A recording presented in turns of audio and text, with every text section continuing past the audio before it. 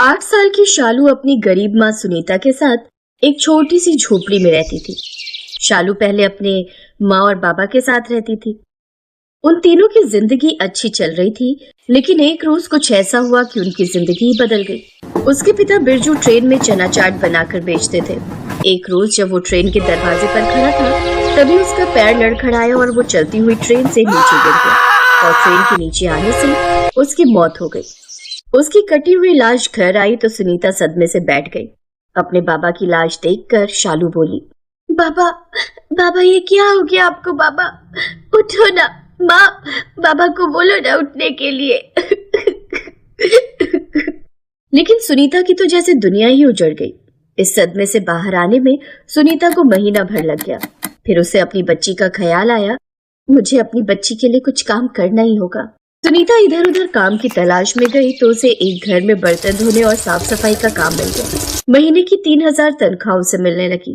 एक रोज जब वो अपना काम खत्म करके घर लौट रही थी तो रास्ते में एक बिल्डिंग बन रही थी। जैसे ही वो उस बिल्डिंग के पास से गुजरी, अचानक वो बिल्डिंग गिर गई और सुनीता उसकी चपेट में आ गई। उसके सर और कमर पर गहरी चोट आई। वो बच तो गई, लेकिन अब उसने हमेशा के लिए बिस्तर पकड़ लिया। हे भगवान, ये तूने मुझे अपनी बेटी पर कैसा बोझ बना दिया। बेचारी के ऊपर से पहले ही पिता का साया उठ गया और अब माँ भी अपाहिज हो गई। अब मेरी शालू का क्या होगा? ऐसे कुछ दिन बीत गए। फिर एक रोज, माँ ये लो पैसे। ये पैसे तू कहाँ से ले आई शालू? तूने चोरी की है क्या? माँ मैं तुम्हारे सर की कसम खाती हूँ, मैंने चोरी नहीं की।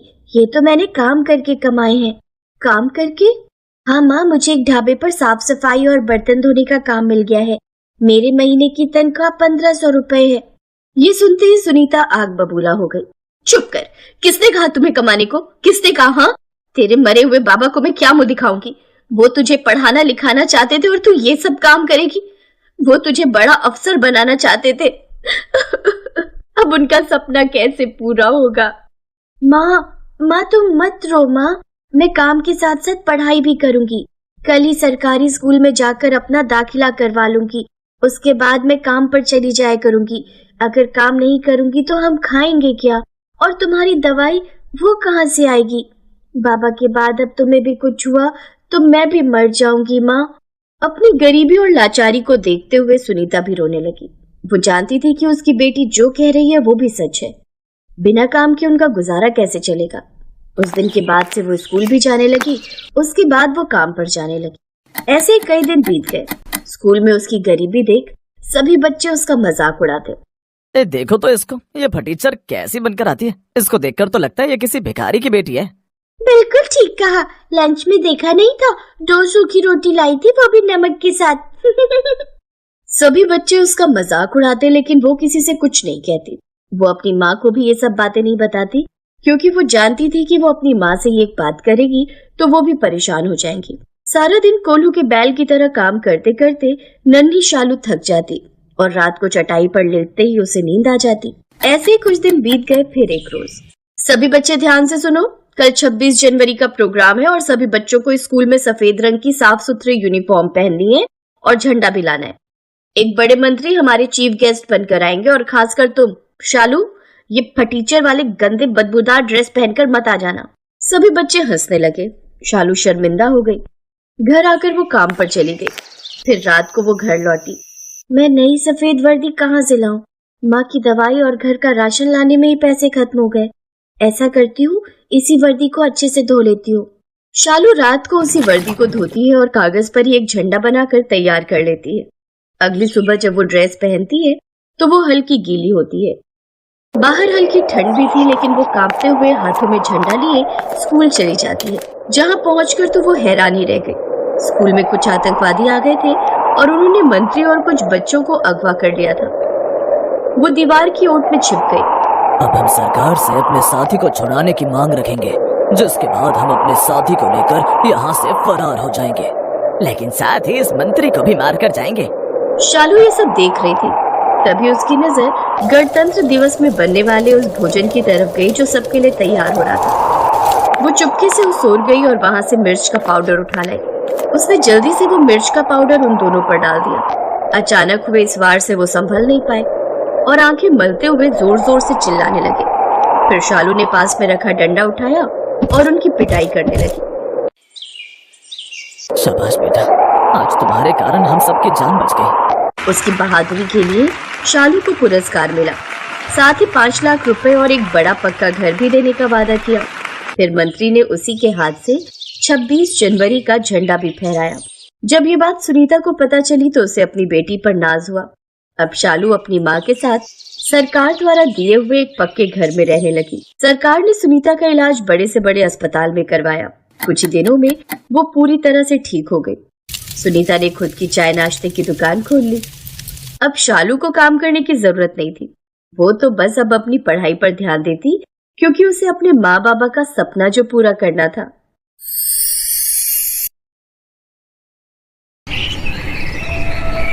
सुनीता मिस्टर शर्मा के घर काम करती है। शर्मा जी स्वभाव के बहुत दयालु और मिलनसार व्यक्ति हैं। शुक्रिया साहब, आपने मेरे दीपक का एडमिशन इतने बड़े स्कूल में करवा दिया। आपका मुझ गरीब पर बहुत बड़ा एहसान है। कोई बात नहीं सुनीता, बल्कि अच्छा ही है। दीपक अच्छे स्कूल में पढ़ लिख जाएगा तो बड़े होकर वो तुम दोनों का सहारा बनेगा। इसमें शुक्रिया की कोई बात नहीं। अच्छा मालिक, अच्छा मेम साहब, चलती हूँ। मम्मी, मैं ये सब क्या सुन रहा हूँ? दीपक मेरे स्कूल में एडमिशन ले रहा है। अब वो हमारी नौकरानी सुनीता का बेटा मेरे स्कूल में और मेरी क्लास में पढ़ेगा। मैं ये कभी बर्दाश्त नहीं कर सकता। क्या करूँ बेटा, तेरे पापा तो बहुत ही सीधे हैं। जरा सा सुनीता ने उनके आगे 4 आंसू क्या बहा दिए, उन्होंने फौरन स्कूल के प्रिंसिपल को फोन मिला दिया। वो दीपक अपने स्कूल में फर्स्ट आया था, इसलिए उसे आसानी से तेरे स्कूल में एडमिशन मिल गया। बाकी तू चिंता मत कर, उस दीपक को मुंह लगाने की कोई जरूरत नहीं है।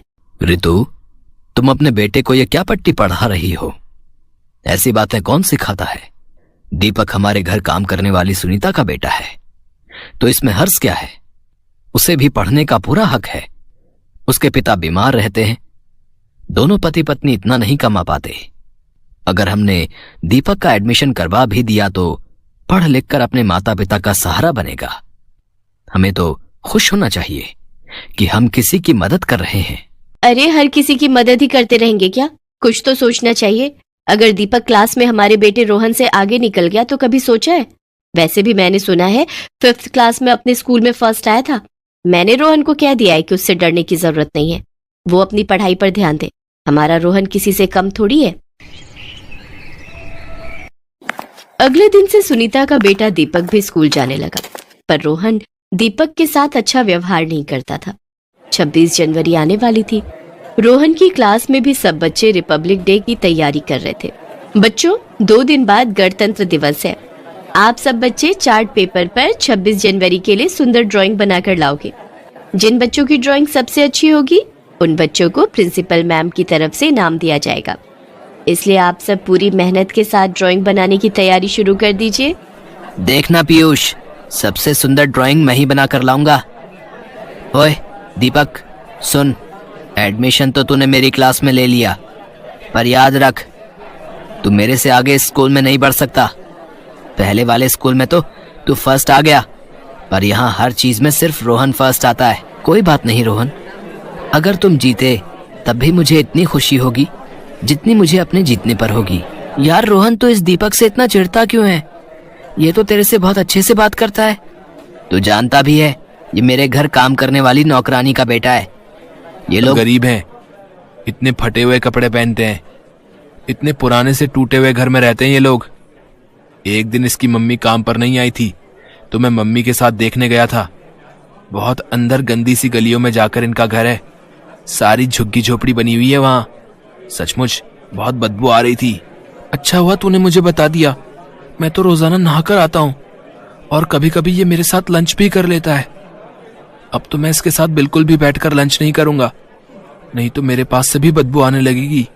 रोहन और पीयूष की बातें सुनकर दीपक की आंखों में आंसू आ जाते हैं, पर वो अपने आप को संभाल लेता है। घर जाकर दीपक अपनी मम्मी सुनीता से कुछ पैसे मांगता है। मम्मी, मुझे स्कूल में गणतंत्र दिवस पर चित्र बनाकर ले जाना है। मुझे थोड़ा सा सामान खरीदना है। पापा से पैसे मांग लूं क्या? नहीं नहीं दीपक, पापा से मत मांग। काम से थके हुए हैं, सोने दे। मैं शाम के बर्तन करने जा रही हूँ, मालकिन से कुछ रुपए उधार ले आऊंगी, तू परेशान मत हो। अच्छा बेटा, कुंडी लगा ले, मैं थोड़ी देर में आती हूँ। सुनीता काम पर जाती है। वो जैसे ही कुछ रुपए उधार मांगती है, मालकिन रितु उसे ताने देने लगती है। ये ले पकड़, पूरे 100 रुपए हैं, इस महीने की तनख्वाह में से काट लूंगी। और हाँ, जो स्कूल फीस के पैसे जमा करवाए थे वो भी इस महीने से तनख्वाह में से काटने शुरू कर रही हूँ। मम्मी, मुझे पता है दीपक मेरे से अच्छी ड्राइंग नहीं बना सकता। आप फालतू में ही सुनीता आंटी को 100 रुपए पकड़ा रही हो। सुनीता आंटी, देखना कंपटीशन मैं ही जीतूंगा। तो और क्या, मेरा बेटा किसी से कम थोड़ी है। इतनी बढ़िया जगह से ड्राइंग सिखाई है मैंने अपने बेटे को। बहुत अच्छी ड्राइंग करता है मेरा रोहन। सुनीता रोहन की बातों पर मुस्कुरा देती है और 100 रुपए लेकर घर लौट आती है। दीपक 26 जनवरी के लिए चित्र बनाने का सामान खरीद लाता है और एक बहुत ही सुंदर चित्र तैयार करता है। उधर रोहन भी अपनी ड्राइंग बना रहा था। अगले दिन सब बच्चे स्कूल में अपना अपना चार्ट पेपर लेकर पहुंचते हैं। रोहन अपना चार्ट पेपर घर पर ही भूल जाता है। पीयूष, अब मैं क्या करूंगा? मुझे कुछ समझ नहीं आ रहा। मैंने इतनी मेहनत से ड्राइंग तैयार की थी। हाँ, चल अच्छा हुआ तो चार्ट पेपर घर पे भूल आया। अब इस ड्राइंग कंपटीशन को मैं ही जीतने वाला हूँ। ये देख, मैंने कितना सुंदर रिपब्लिक डे का चित्र बनाया है। अच्छा, मैं तो हॉल में जा रहा हूँ। अब तू क्या करेगा आकर? तू यहीं क्लास में बैठा रहे। रोहन और जोर जोर से रोने लगता है। तभी दीपक उसके पास आता है। रोहन, ये लो, तुम मेरी ड्राइंग स्टेज पर दिखा दो। किसी को कुछ पता नहीं चलेगा। मैं जानता हूं तुम्हारा बहुत मन था कि तुम इस कंपटीशन में भाग लो, इसलिए तुम मेरी ड्राइंग शीट दिखाकर इस कंपटीशन में भाग ले सकते हो।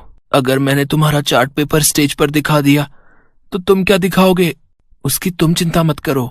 मेरे पास एक और ड्राइंग है, ये देखो, मैं ये वाली दिखा दूंगा। पर ये तो अभी पूरी तरह बनी भी नहीं है, इसमें तो रंग भी नहीं भरे हुए हैं। क्या बात है बच्चों, तुम यहाँ बातें कर रहे हो और हॉल में कंपटीशन शुरू भी हो चुका है। अपना अपना चार्ट पेपर पकड़ो। और दीपक, तुमने अपनी ड्राइंग में कलर भी नहीं भरे। अच्छा ठीक है, चलो अब देर मत करो। रोहन, तुमने तो बहुत सुंदर ड्राइंग बनाई है, वेरी गुड। चलो अब दोनों हॉल में जाओ। आज सभी बच्चों में फर्स्ट नंबर पर रोहन की ड्राइंग आई है। सब बच्चे रोहन के फर्स्ट आने पर जोरदार ताली बजाएंगे। सेकंड नंबर पर ध्रुव, एक बार ध्रुव के लिए भी जोरदार तालियां। और थर्ड नंबर पर पीयूष, पीयूष के लिए भी जोरदार तालियां। रोहन तो अपना चार्ट घर पर ही भूल आया था, फिर इसके हाथ में ये चार्ट पेपर किसका है जिसकी वजह से ये फर्स्ट आया है? प्रिंसिपल मैम के हाथों से रोहन को प्रथम पुरस्कार मिलता है। रोहन दीपक की तरफ ही देख रहा था। वो बहुत शर्मिंदा था और मन ही मन सोच रहा था, मैंने दीपक को हमेशा गरीब और नौकरानी का बेटा बोला। कितनी नफरत करता था मैं दीपक से, पर आज मुझे फर्स्ट प्राइज जीतते देखकर भी दीपक के चेहरे पर कितनी खुशी है।